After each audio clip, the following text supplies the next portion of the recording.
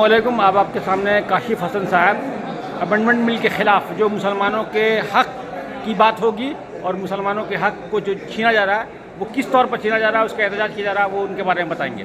देखिए, वक्फ तरमीमी बिल यानी वक्फ संशोधन जो बिल है उसमें कई क्लॉज ऐसे हैं जो मुसलमानों से उसकी अपनी जो वक्फ की प्रॉपर्टी है। देखिए, वक्फ की प्रॉपर्टी चैरिटेबल भी है, लेकिन ये मुसलमानों के इबादत से जुड़ा हुआ है, मुसलमानों के मजहबी फरीज़ा में ये दाखिल है। यानी अगर हमारा कोई इंतकाल होने लगता है तो वो खुदा की राह में सदका और खैरात करता है, चैरिटी के लिए देता है। ये मुसलमानों की इबादत से जुड़ा हुआ है। इस मुल्क में साल हर साल से वक्फ की प्रॉपर्टी मौजूद रही है।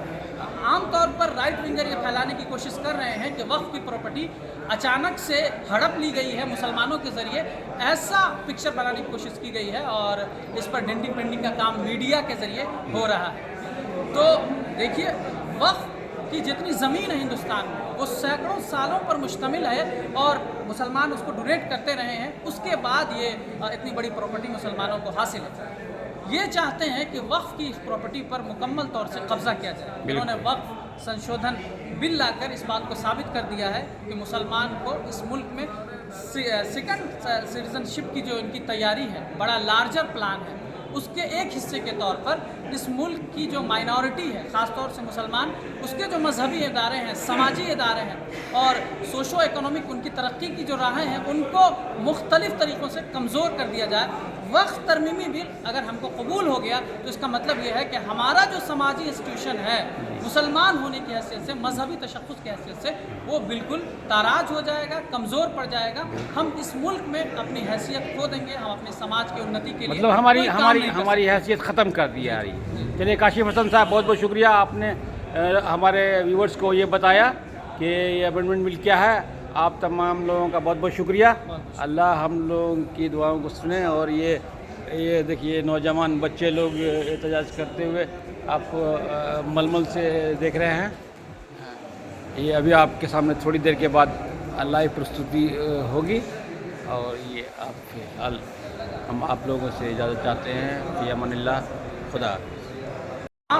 हिंदुस्तान में आज जुमा का दिन है और अलविदाई जुमा है, तो मुसलमान इस हैसियत से जाए कि उनके बाजू पर काला पट्टी हो। काला पट्टी दरअसल हम आज इसलिए लगा रहे हैं कि वक्फ तरमीमी बिल जो 2024 का है, ये संशोधन उसमें करके मुसलमानों को उसके आइडेंटिटी से, मजहबी तशख़्ख़ुस से और ख़ास तौर पर उनकी जो प्रॉपर्टी है उन पर कब्ज़ा करने की गवर्नमेंट की एक साजिश है और कोशिश है। इस सिलसिले में अपना एहतजाज दर्ज कराने के लिए, खामोश एहतजाज दर्ज कराने के लिए रमज़ान के महीने में मुस्लिम पर्सनल लॉ बोर्ड के आह्वान पर आज एक प्रोटेस्ट ऑर्गेनाइज किया गया। इनफरादी तौर पर तमाम लोग अपने घरों से काली पट्टी के साथ आए।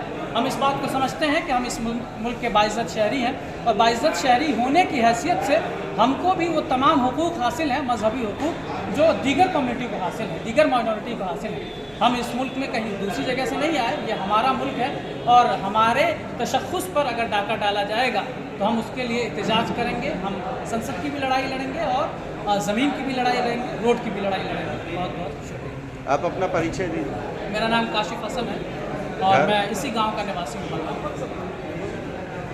पूरा बताना है।